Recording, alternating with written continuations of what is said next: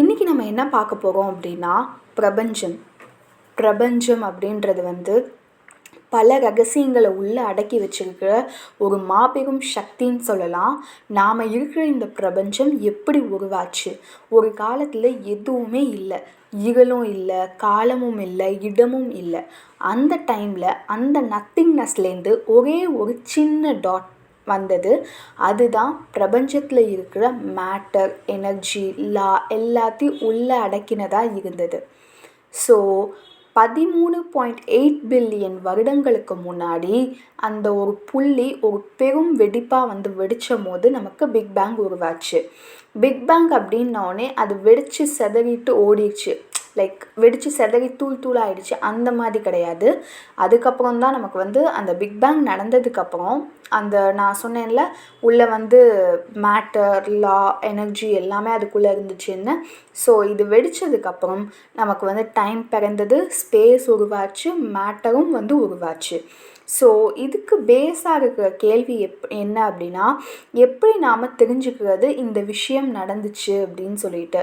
First ஒரு Belgium ஆராய்ச்சியாளர் Georges லெமிச்சர் அவர் வந்து சொல்லியிருக்காரு, யூனிவர்ஸ் ஒரு எக்ஸ்பேண்டிங் பலூன் மாதிரி விரிகிறது அப்படின்னு சொல்லிட்டு.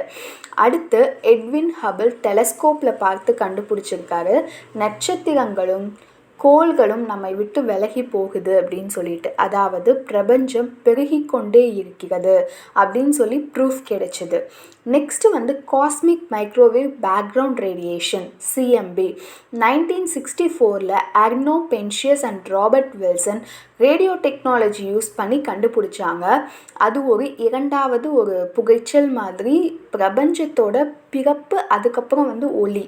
ஸோ இந்த மாதிரி வந்திருக்கு அப்படின்னு சொல்லி கண்டுபிடிச்சாங்க. ஸோ இதெல்லாமே சேர்ந்து ஒரு ஸ்ட்ராங் எவிடன்ஸாக மாறிடுச்சு அப்படின்னு சொல்லலாம். பிக் பேங் ஏன் 100% ப்ரூவ்டு இல்லை அப்படின்னா, சயின்ஸில் எதுவுமே 100% நிச்சயமாக நடந்தது அப்படின்னு சொல்ல முடியாது. Big bang most accepted explanation தான், ஆனால் அதற்கும் சில கொஷின் மார்க்ஸ் இருக்குது. பிக் பேங் முன்னாடி என்ன நடந்துச்சு, எதனால் ஒரு சிங்குலாரிட்டி உருவாச்சு, அந்த டாட் எதுக்காக உருவாச்சு, ஸோ அது எதுக்காக வெடிச்சது அப்படின்னு வச்சுக்கலாம். நெக்ஸ்ட்டு எனர்ஜி எப்படி வந்துச்சு, இதெல்லாமே இன்னும் ப்ரூஃப் இல்லாத ஒரு கேள்விகளாக தான் இருக்குது.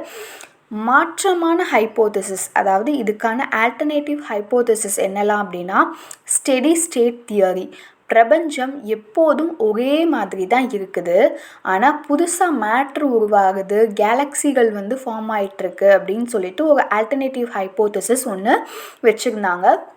அது ஹபிள்ஸ் அப்சர்வேஷனுக்கு மேட்ச் ஆகாதனால அதை ரிஜெக்ட் ஆகிடுச்சு. Next oscillating universe theory, big bang theory நடந்ததில்லை, யூனிவர்ஸ் விரிந்து ஒரு நாள் திரும்ப சுருங்கிரும் அப்படின்னு சொல்கிறாங்க. அப்போது புதுசாக மீண்டும் பிக் பேங் ஆகும். ஸோ அந்த மாதிரி மாற்றி நடக்கும் அப்படின்னு சொல்லிட்டு ஒரு தியரி சஜஸ்ட் பண்ணியிருக்காங்க, hypothesis theory. Next multiverse theory, நம்ம எல்லாருமே கேள்விப்பட்டிருப்போம். நம்ம யூனிவர்ஸ் ஒன்று தான் இருக்குன்னு கிடையாது, பல யூனிவர்ஸ்கள் இருக்குது. நம்ம யூனிவர்ஸ் மட்டும் நமக்கு தெரிஞ்சிருக்கு, ஒவ்வொரு யூனிவர்ஸ்க்கும் தனித்தனி விதிமுறைகள் இருக்கலாம் அப்படின்னு சொல்லிட்டு சொல்கிறாங்க. நெக்ஸ்ட்டு எப்பிராட்டிக் தியரி, நம்ம யூனிவர்ஸ் 2 பெரிய 3D சர்ஃபேஸ்க்கு இடையில் தாக்கம் அடைந்து உருவாச்சு அப்படின்னு சொல்லிட்டு ஒரு தியரி சொல்கிறாங்க. இது ஸ்ட்ரிங் தியரிக்கு ரிலேட்டட் ஹைப்போதசிஸ். நெக்ஸ்ட்டு இப்போ பிரபஞ்சம் என்ன பண்ணுது, பிரபஞ்சம் இன்னும் விரிஞ்சிக்கிட்டே தான் இருக்குது, வேகமும் அதிகமாகிட்டே தான் இருக்குது. நம்மளால் எதிர்காலத்தில் பல தியரிஸ் படி யூனிவர்ஸ் முடிவை அடையலாம் அப்படின்னு சொல்கிறாங்க. ஃபஸ்ட்டு பிக் ஃப்ரீஸ், பிரபஞ்சம் பனிச்சறுக்கு போய்விடும். நெக்ஸ்ட்டு பிக் ட்ரன்ச், பிரபஞ்சம் சுருங்கி முறிந்துவிடும். பிக் ரிப், ஸ்பேஸ் டைம் உடஞ்சி போகும் சொல்லிட்டு இந்த மாதிரியெல்லாம் நடக்கலாம் அப்படின்னு சொல்கிறாங்க. நெக்ஸ்ட்டு இது எல்லாமே இப்போ நம்ம வந்து பார்த்துருக்கோம். எதுவுமே வந்து 100% வந்து ப்ரூஃப் இல்லை. பட் நம்மளால் வந்து அந்த பிக் பேங் தியரிக்கு வந்து நிறையா வந்து ஒரு எக்ஸ்ப்ளனேஷன்ஸ், நிறையா ப்ரூஃப்ஸ் வந்து ஓரளவுக்கு கிடச்சிருக்கனால நம்ம அந்த அந்த கான்செப்டே வந்து ஓகே, பிக் பேங் மூலியமாக தான் வந்து நம்ம யூனிவர்ஸ் வந்து க்ரியேட் ஆகிருக்கு அப்படின்னு சொல்லிட்டு நம்ம வந்து கொஞ்சம் வந்து கன்ஃபார்ம் பண்ணிக்கிறோம். ஸோ இது உங்களுக்கு வந்து இன்ட்ரெஸ்டிங்காக இருக்கா? நம்ம இந்த உலகம், பிரபஞ்சம் எவ்வளவு பெரிய ரகசியமுள்ள அதிசயமானது அப்படின்னு சொல்லி தெரியுமா? நம்ம எக்ஸிஸ்டன்ட் பிரபஞ்சத்தில் ஒரு சின்ன அசைவு தான். இந்த மல்டிவர்ஸ் உண்மைன்னு நீங்கள் நம்புறீங்க அப்படின்னா கமெண்ட் பண்ணுங்கள். நம்ம யூனிவர்ஸ் பற்றிய பயணத்தை எக்ஸ்ப்ளோர் பண்ணலாம். லைக் பண்ணுங்கள், ஷேர் பண்ணுங்கள், சப்ஸ்கிரைப் பண்ணுங்கள். தேங்க்யூ.